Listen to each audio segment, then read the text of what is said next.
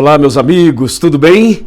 Que prazer estar aqui para a nossa classe bíblica de hoje. Um abraço, pastor Crisley, um abraço, pastor Pablo, um abraço, pastor Marcos Santos e um abraço, pastor Marcos Seifer. É um prazer estarmos juntos nessa classe bíblica com todos vocês. Um abraço, meus irmãos, minhas irmãs, meus amigos convidados. Hoje a classe nossa está uma bênção e o tema de hoje é muito importante naquela sequência que nós estamos fazendo sobre o curso do Apocalipse, mas agora estamos centrados na questão do santuário. Hoje eu vou falar com vocês sobre um detalhe importante do dia da expiação e o juízo, e também vamos falar sobre como funcionava a expiação na terra e também no céu. Por isso, prepare o seu coração, pegue a sua Bíblia e vamos meditar na palavra de Deus. Eu quero agradecer a você que está vendo a gente pelo Zoom e a você que está assistindo também pelo nosso canal do YouTube. Tenho certeza que de uma maneira ou de outra você está conectado aqui e que Deus abençoe grandemente a cada um de vocês. Você que está nos Estados Unidos, você que está em algum país da Europa, você que está no Brasil, você que está em Angola, você que está em outro lugar do mundo, seja muito bem-vindo, seja muito bem-vinda. Bom, já tivemos a abertura, já tivemos a oração e agora vamos direto ao tema de hoje. Por favor, pega a sua Bíblia e abra comigo em Levítico, capítulo 23, versículos 26 e 27 e 28. Diz assim: Disse mais o Senhor a Moisés: Mas aos 10 deste mês sétimo será o dia da expiação. Tereis santa convocação e afligireis a vossa alma e trareis oferta queimada ao Senhor. Agora verso 28. Nesse mesmo dia nenhuma obra fareis, porque é o dia da expiação, para fazer expiação por vós perante o Senhor vosso Deus. Até aqui. Bom, esse é um assunto realmente que é necessário para que a gente possa compreender e a gente possa dar um passo de fé na caminhada cristã. O santuário, você lembra, tinha o pátio, o santo e o santíssimo. O sumo sacerdote entrava no santíssimo uma vez no ano. Já falamos sobre isso, né? Lembra, né? Ok. Só que quando o sumo sacerdote ia entrar no Santíssimo, eles selecionavam 2 animais e lançavam sortes sobre esses 2 animais. Um deles representava Cristo e o outro representava Satanás. O animal que representava Satanás era levado para o deserto e abandonado lá. E lá ele morria. Esse animal que representa Satanás também está relacionado com o que vai acontecer com Satanás durante os 1000 anos, Apocalipse 20. Ou seja, a terra vai ficar vazia, vai ficar sem ninguém, e então tudo escuro, tudo destruído, e Satanás e os anjos maus ficarão aqui durante 1000 anos. Então essa é a ideia daquele animal que era levado para o deserto e abandonado lá. Agora veja, o outro animal que representava Cristo era morto, porque representava Cristo. E aquele sangue deste animal era colocado numa vasilha, e então o sumo sacerdote entrava no Santíssimo, levando esse sangue para fazer a intercessão, para fazer o ritual, para oferecer a Deus e pedir a Deus o perdão pelos pecados das pessoas, pecados estes cometidos durante todo o ano. Quando o sumo sacerdote entrava no Santíssimo, o povo de Israel ficava ao redor do santuário em oração, em contrição, em jejum, e também ficavam ali numa íntima comunhão com Deus, porque aquele dia era o dia da expiação, era o dia do perdão, era o dia do juízo.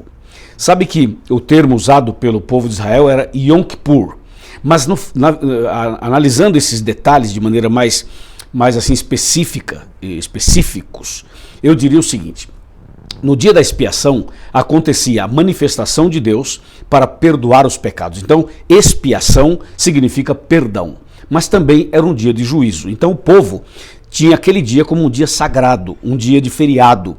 Eles até chamavam esse dia de sábado, mas era um sábado cerimonial, de cerimônia. E a expiação, portanto, era um dia muito forte, muito importante para o povo de Israel. Aí Deus descia do céu, se manifestava ali sobre a arca da aliança, e ali então o sumo sacerdote fazia esse processo intercessório através daquele sangue daquele animal. E Deus então, com a presença ali, uma presença extraordinariamente maravilhosa, uma mistura de fogo, fumaça, vento, trovão, relâmpago, uma coisa assim divina realmente, e ali naquele momento então o sumo sacerdote fazia essa intercessão. Aí Deus então perdoava o povo, os pecados do ano todo. E o sumo sacerdote saía dali. Quando chegava lá fora, ele então dizia para as pessoas que estavam reunidas lá fora, dizendo mais ou menos assim: atenção, meus amigos e irmãos, eu tenho a grande notícia, novas de grande alegria para vocês. Deus perdoou os nossos pecados. E essa notícia era um evangelho, eram as boas novas. E aquele povo vibrava, comemorava, se alegrava. E para expressar a gratidão deles, a alegria deles, eles faziam uma festa. E assim eles louvavam e exaltavam o nome de Deus. Nesse mesmo dia acontecia a purificação do santuário. Eles trocavam os tapetes, as cortinas, eles trocavam toda aquela parte que foi manchada pelo sangue. Você lembra que o ritual no lugar santo acontecia 2 vezes por dia, todos os dias. E o sangue do animal era levado para o lugar santo e aspergido ali na cortina, no véu e derramado à base do altar. Então, durante 1 ano fazendo isso, com certeza o santuário ficava muito sujo. Tinha até um mau odor. Então, ali naquele dia da expiação, depois que Deus perdoava o povo, eles então purificavam o santuário, lavavam, limpavam tudo e preparavam o santuário para o próximo ano, para fazer tudo outra vez. E assim eles faziam todos os anos. Esse era o dia da expiação, da purificação, do perdão. Era o dia de juízo para aquele povo. Interessante tudo isso, né?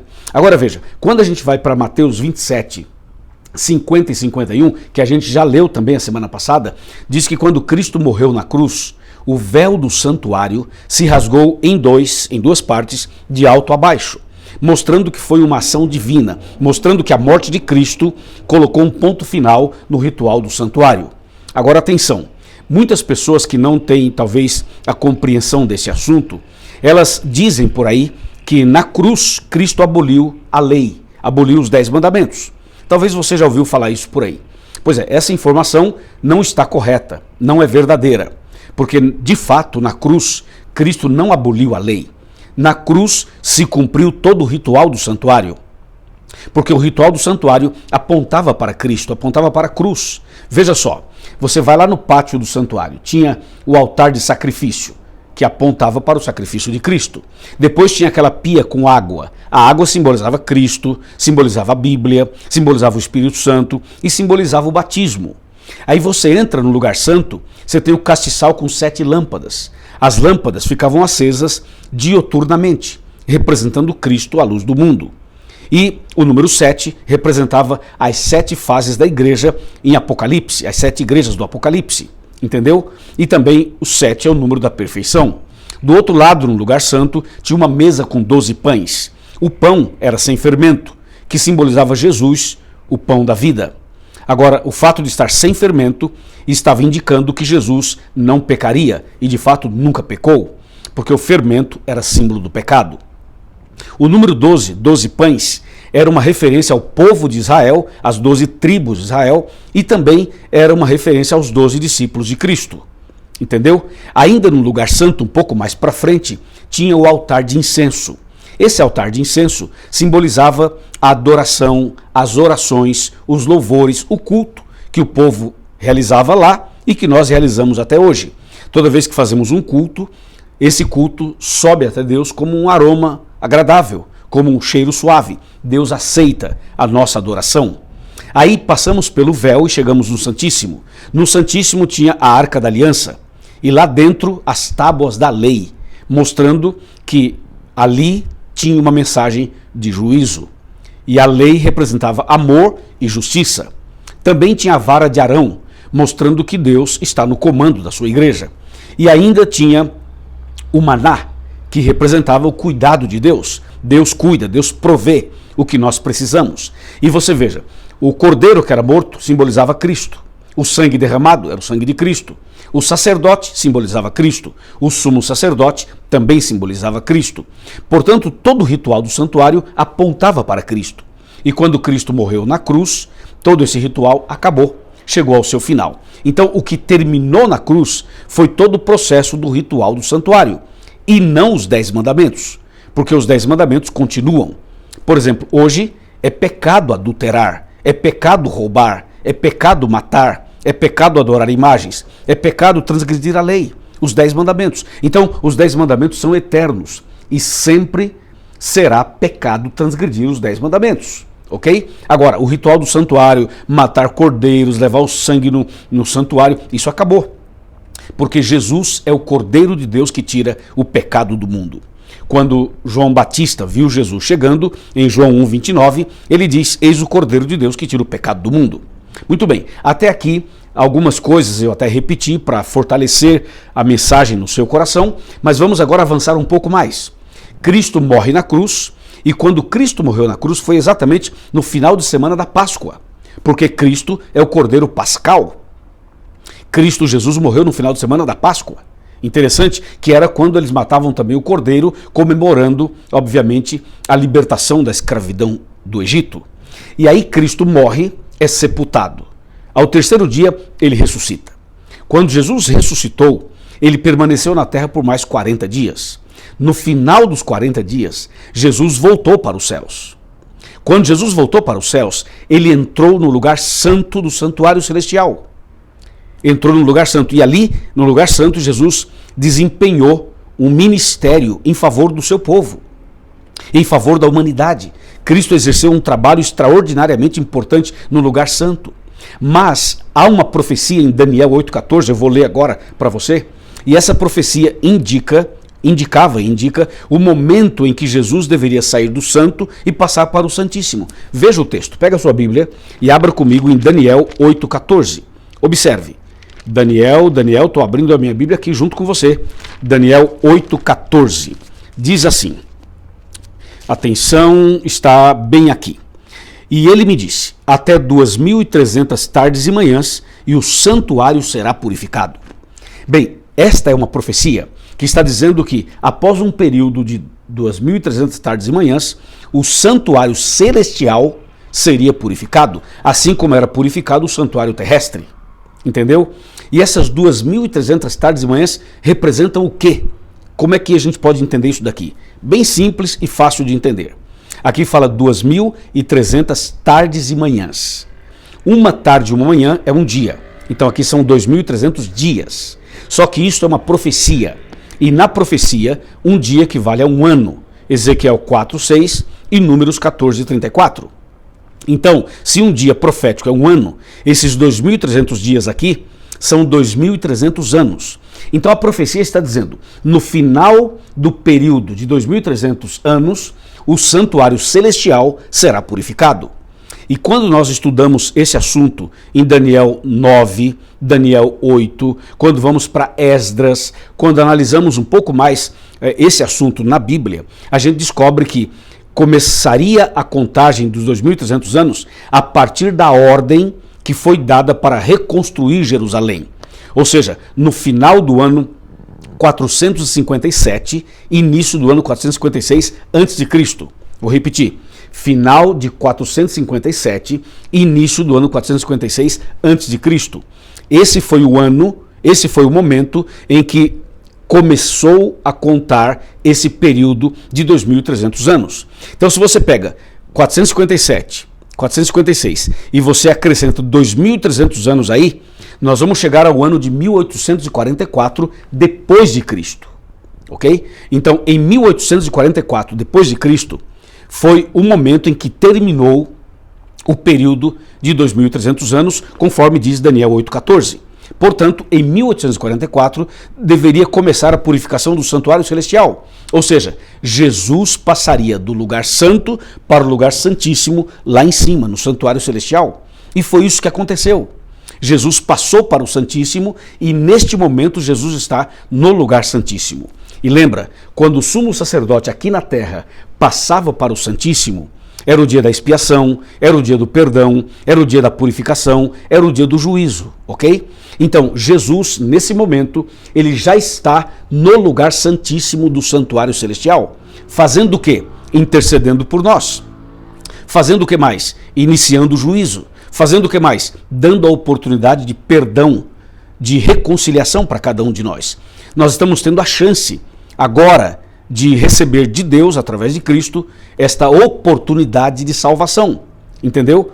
Agora veja, quando Cristo passou para o Santíssimo no santuário celestial, não era necessário que ele levasse sangue numa vasilha, como o sumo sacerdote da terra fazia, porque o próprio Cristo morreu na cruz e já derramou o seu sangue. Então ele é o Cordeiro, ele é o sacerdote, ele é o sumo sacerdote, ele entrou no Santíssimo e ele tem autoridade total para fazer esse trabalho por nós. Ele é Deus, ele é o Cordeiro e ele também é o sumo sacerdote. Hoje Cristo está fazendo isso. Então o que significa isso? Significa que o juízo final já começou, que a purificação do santuário também já começou e que todo esse processo dos últimos dias também já começou. Veja só, quando nós falamos em juízo, nós lembramos daquele dia da expiação lá do povo de Israel. Lembra que quando o sumo sacerdote passava para o Santíssimo, era expiação, perdão, purificação e juízo. Lembra? Então hoje Cristo está no Santíssimo e já começou o juízo final. Essa é a grande notícia de hoje. O juízo final já começou. Só que o juízo final aparece na Bíblia em 3 etapas ou 3 fases. E eu vou te mostrar agora aqui quais são essas 3 fases, para que a gente entenda bem claramente. Vamos ver a primeira fase do juízo final, que já começou quando Cristo passou para o Santíssimo lá no céu. Vamos para Apocalipse. Pega a sua Bíblia e abra comigo em Apocalipse. Apocalipse capítulo 14, versículos 6 e 7. Observe aqui esse texto dizendo para nós que o que é a primeira fase. São 3 fases. Vou mostrar a primeira. Apocalipse 14, 6 e 7 diz: Vi outro anjo voando pelo meio do céu, tendo um evangelho eterno para pregar aos que se assentam sobre a terra e a cada nação e tribo e língua e povo, dizendo em grande voz: Temei a Deus e dai-lhe glória, pois é chegada a hora do seu juízo, e adorai aquele que fez o céu e a terra e o mar e as fontes das águas. Ouviu? Prestou atenção? Eu vou repetir o verso 7 para dar uma ênfase. Vamos lá. Dizendo em grande voz: Temei a Deus, dai-lhe glória, pois é chegada a hora do seu juízo. Ouviu isso? A frase é chegada a hora do seu juízo. Chegou o juízo, começou o juízo. Então, esta expressão apresenta um juízo presente, atual. Esta é a primeira fase do juízo final. O juízo de investigação, ou juízo investigativo. A primeira fase é juízo de investigação. A segunda fase é o juízo de comprovação e a terceira de execução. Vamos ver a segunda fase na Bíblia também. Abra sua Bíblia em Apocalipse 20. Veja o que diz Apocalipse capítulo de número 20, versículos 11 e 12. Diz assim: Vi um grande trono branco. Está vendo o trono aqui? Já falando de juízo. Vi um grande trono branco. E aquele que nele se assenta, de cuja presença fugiram a terra e o céu, e não se achou lugar para eles. Verso 12. Vi também os mortos, os grandes e os pequenos, postos em pé diante do trono. Então se abriram livros, ainda outro livro, o livro da vida, foi aberto, e os mortos foram julgados, segundo as suas obras, conforme o que se achava escrito nos livros. Percebeu? Eu li tudo isso para você em Apocalipse 20, mostrando que Apocalipse 20 fala do milênio, fala dos 1000 anos. Exatamente isso. E aqui, se você pegar Apocalipse 20, versos 1, 2 e 3, fala que o diabo vai ficar preso durante 1000 anos, e no verso 4 já fala do juízo. Eu li os versos 11 e 12, que está no mesmo capítulo, mostrando, portanto, que haverá um juízo durante o milênio. E o milênio começa na volta de Cristo, ok? Durante o milênio a terra vai estar vazia, tudo escuro, somente o diabo e os anjos maus aqui. Os ímpios vão estar mortos e o povo de Deus vai estar no céu. E justamente durante esse milênio haverá uma outra fase do juízo. É a fase de comprovação, a segunda fase. Viu? Agora eu vou lhe mostrar a terceira e última fase. Abra sua Bíblia comigo em São Mateus, Evangelho de Mateus, no capítulo 25. E aqui eu vou ler com você o verso 34 e o 41, os 2 versos. Vamos para o 34. Então dirá o rei aos que estiverem à sua direita: Vinde, benditos de meu Pai, entrai na posse do reino que vos está preparado desde a fundação do mundo. Agora 41. Então o rei dirá também aos que estiverem à sua esquerda: Apartai-vos de mim, malditos, para o fogo eterno, preparado para o diabo e para os seus anjos. Deixa eu repetir o texto, porque alguns não pegaram. Eu li Mateus 25, versículo 34 e versículo 41. Você viu que no 34, Jesus dá as boas-vindas aos salvos e diz: Vinde, benditos de meu Pai, recebei por herança o reino que está preparado para vocês desde a fundação do mundo. Aí está aí está a expressão que mostra o juízo de execução, ou seja, a sentença final. Deus dando as últimas palavras para os salvos, as boas-vindas para os salvos. E o 41 mostra Jesus dando a sentença final para os ímpios, dizendo: apartai-vos de mim para o fogo eterno, preparado para o diabo e para os seus anjos. E aí os ímpios serão destruídos para sempre. Você viu? Esta expressão que lemos agora é o juízo de execução, é a sentença final. Portanto, ficou claro que o juízo final está dividido em 3 etapas, em 3 fases, ok? Então, se isso está na Bíblia de maneira muito clara, nós precisamos entender agora como é que funciona o juízo. Quem é quem no juízo final? Quem é o juiz? Quem são as testemunhas? Quem é o advogado de defesa? Quem é o advogado de acusação? Qual é a lei usada como norma do juízo? Quem são os réus? Entendeu? Então nós precisamos fazer agora esse estudo, e esse vai ser o tema da semana que vem. Nós vamos falar sobre o diagrama do juízo, para saber quem é quem no juízo final e como devemos então estar preparados para aquele dia. Mas hoje, no estudo de hoje, eu quero mostrar para você uma mensagem que está em Apocalipse 14, na primeira fase do juízo, para que você possa entender como nós devemos viver agora. Entenda, são 3 fases do juízo: juízo de investigação, juízo de comprovação e juízo de execução. Ficou claro? Deixa eu ver se ficou claro. O juízo de investigação acontece quando? Vamos ver se você responde. Quando? Muito bem, agora. O juízo de investigação está acontecendo agora. E quando é que vai acontecer o juízo de comprovação? Durante o milênio, muito bem. E quando é que vai acontecer o juízo de execução? Depois do milênio. Muito bem, exatamente isso. Então, das 3 fases, sabe qual é a mais importante? É a primeira. Porque a primeira fase é que determina quem vai ser salvo e quem não vai. Entendeu? Porque a segunda é só para comprovar e a terceira é só para dar a sentença final. Então nós precisamos saber como viver hoje nesta fase para que a gente possa ser salvo, ok? E por isso eu chamo a sua atenção para Apocalipse 14 outra vez. E agora vamos ler somente o verso 7. Apocalipse 14, verso 7. Veja o que diz a Bíblia e como nós devemos viver agora, hoje. Apocalipse 14, verso 7. Diz assim: dizendo em grande voz, número 1, temei a Deus. Número 2, dai-lhe glória, pois é chegada a hora do seu juízo. Número 3, e adorai aquele que fez o céu e a terra e o mar e as fontes das águas. Então são 3 dicas, são 3 orientações preciosas para mim e para você.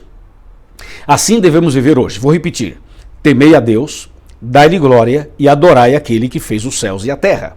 É assim que nós devemos viver hoje, porque o juízo já começou, porque Jesus já está no Santíssimo, porque Jesus já intercede por nós. Analisemos um pouco então essas 3 expressões do Apocalipse. O que significa temei a Deus? Temer a Deus não é ter medo de Deus. Temer a Deus é amá-lo, respeitá-lo e obedecê-lo. Ok? Quem teme a Deus ama, respeita e obedece. Assim devemos viver hoje, amando a Deus, respeitando a Deus e obedecendo os seus mandamentos. Você já percebeu que muitas pessoas nos dias de hoje já não têm respeito para com as coisas de Deus? Não respeitam a Bíblia, não respeitam a igreja, não respeitam as doutrinas, não respeitam os princípios. Hoje há uma rebeldia declarada e as pessoas confundem as coisas. A igreja é um lugar de adoração, não é uma praia, entendeu? E a praia não é uma igreja. Então, ou seja, nós precisamos entender que as coisas de Deus precisam ser respeitadas, né? A música, a adoração, a nossa postura, entendeu? A nossa maneira de se apresentar perante Deus. Porque Deus é meu amigo, mas Deus é meu Deus. Ele é todo-poderoso e ele merece o meu respeito. Então veja, a Bíblia fala: temei a Deus, significa amai a Deus. Temei a Deus, respeitai a Deus. Temei a Deus, obedecei a Deus. Há um texto em João 14, verso 15, que fala assim: se me amais, guardareis os meus mandamentos. Se você me ama, me obedeça. Esse é o princípio, entendeu? Então a primeira parte é temei a Deus. Nós devemos temer a Deus nesse sentido. Ficou claro? Muito bem. A segunda frase é: dai-lhe glória. O que significa isso? Dai-lhe glória. Significa dar a Deus toda a honra e toda a glória. Reconhecer que Deus é o dono de tudo. Esse é um princípio de mordomia cristã. Nós precisamos reconhecer que Deus é o dono de tudo. Precisamos reconhecer que tudo que eu tenho, que tudo que eu sou, vem de Deus.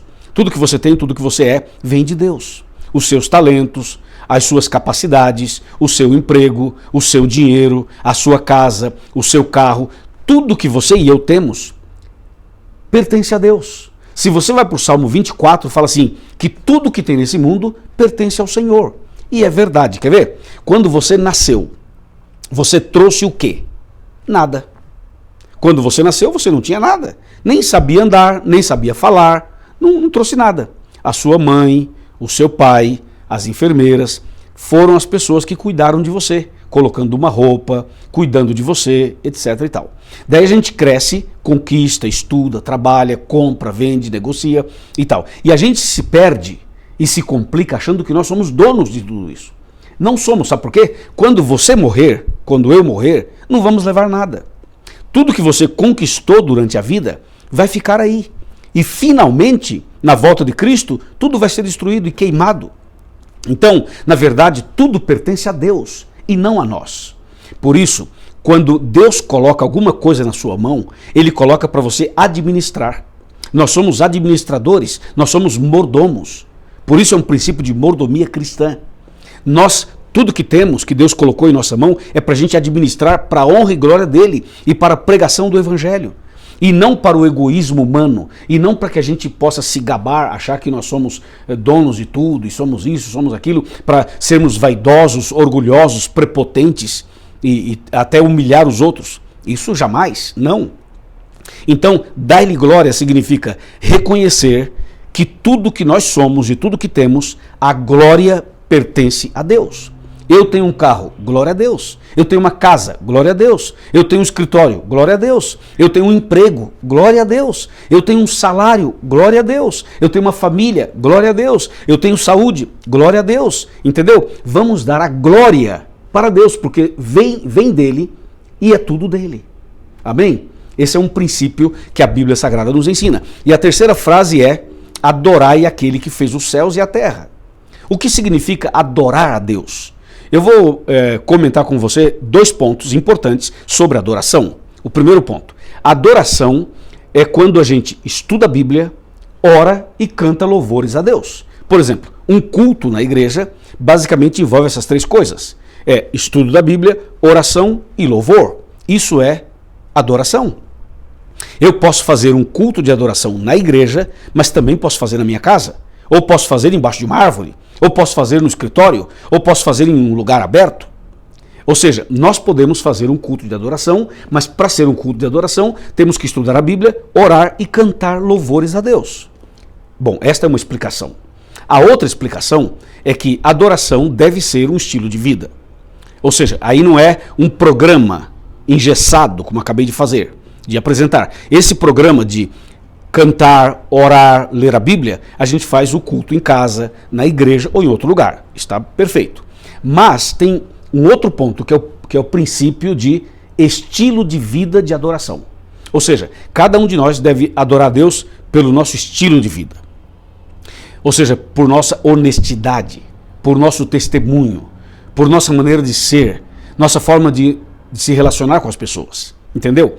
Então, todos nós que somos cristãos devemos adorar a Deus no trabalho, na escola, na viagem, nos passeios, nas horas sociais, quando você compra, quando você vende, quando você promete, quando você... Enfim, toda vez que a gente se relaciona e interage com alguém, nós devemos entender que ali deve estar o princípio de adoração. Então, uma pessoa que serve a Deus, que é honesta, a honestidade dela adora a Deus. A fidelidade dela adora a Deus. Entendeu ou não? Nós que somos cristãos temos que tomar cuidado para não sermos assim: ah, eu sou cristão, mas eu vou me aproveitar dessa pessoa. Entendeu? Eu vou abusar daquela outra pessoa. Eu não pago a pessoa, eu fico enrolando a pessoa. E eu falto com a verdade com essa, falto com a verdade com a outra. Então, se a gente fizer esse tipo de coisa, nós não estaremos adorando a Deus. Nós precisamos ter um estilo de vida de adoração. Ou seja, As pessoas com as quais nós nos relacionamos devem olhar para nós e dizer assim: uau, essa mulher, esse homem, essa pessoa realmente é um cristão, é uma cristã. Porque olha, a vida dele, a vida dela é um exemplo, é uma inspiração. É claro que nós não somos perfeitos, nós erramos e vamos errar muitas vezes, mas a gente tem que fazer todo o nosso possível para vivermos corretamente. E aí é o estilo de vida de adoração. Por isso o texto fala: adorai aquele que fez os céus e a terra. Entendeu? Repetindo as 3 frases. Temei a Deus, lembra? Dai-lhe glória e adorai aquele que fez os céus e a terra. É isso. Assim devemos viver hoje, por quê? Porque Jesus está no lugar santíssimo do santuário celestial. Nesse momento, Jesus intercede por nós. E logo, logo, Jesus vai terminar sua intercessão. Vai terminar o seu trabalho no Santíssimo.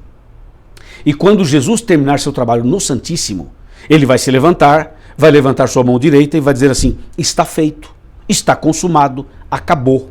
E quando Cristo falar está feito lá no céu, o Espírito Santo aqui na terra vai dizer: aqui também está feito e aqui também acabou.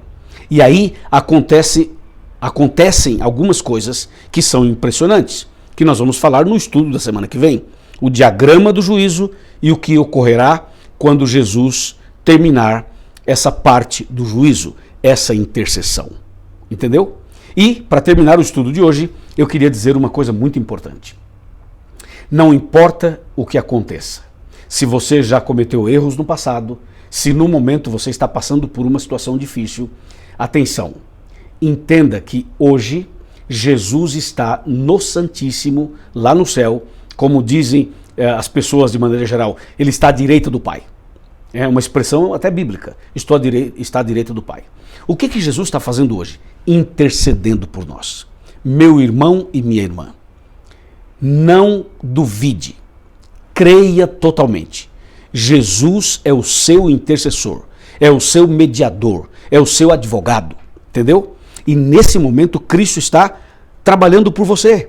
Então aproveita, toda vez que a gente vai a Deus em oração, em nome de Jesus, é Jesus quem intercede por nós. Toda vez que a gente se arrepende e vai a Deus em oração e confessa os pecados e pede perdão, então Deus nos perdoa através de Cristo, por causa de Cristo, porque Cristo é o Cordeiro que morreu em nosso lugar. Então Cristo é aquele que intercede, é aquele que é o intermediário entre Deus e eu e você. Então agora nós temos a grande chance de buscar a Deus e saber que nós temos alguém que luta por nós, que intercede por nós, que nos ajuda, que é Jesus.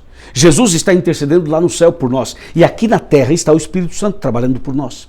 Aproveitemos esta oportunidade e purifiquemos o nosso coração através da comunhão com Ele, através de uma vida de relacionamento com Ele. E aí, entendeu? Gostou? Tá claro? Alguma dúvida? Prepare-se, porque em breve Jesus vai voltar. Em breve Jesus virá nas nuvens dos céus para nos buscar. E precisamos estar preparados. Entendeu, irmã? Entendeu, irmão? Entendeu, meu amigo? Abra o seu coração agora. Sabe de uma coisa? Você que já é membro da igreja, renove a sua fé com Deus. Renove a sua entrega agora. E você que ainda não é membro, eu quero te convidar a fazer um Chega Mais Perto para você e convidar você para que você decida se entregar completamente. Decida até mesmo nascer de novo, passar pelas águas batismais.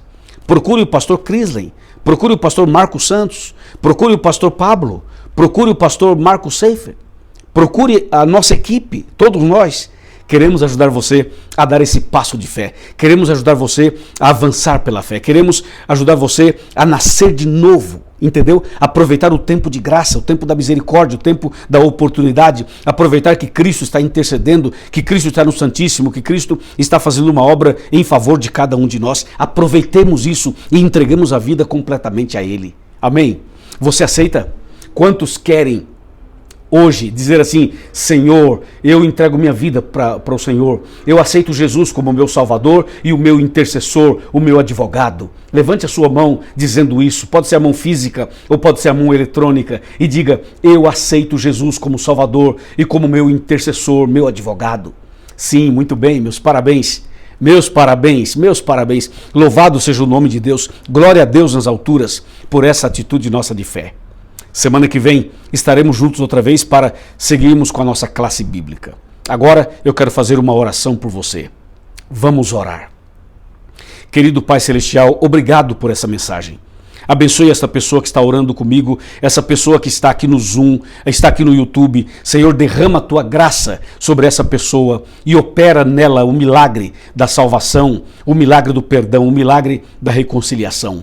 Que quando Jesus voltar, estejamos prontos para o céu. É o que pedimos e agradecemos em nome de Jesus. Amém.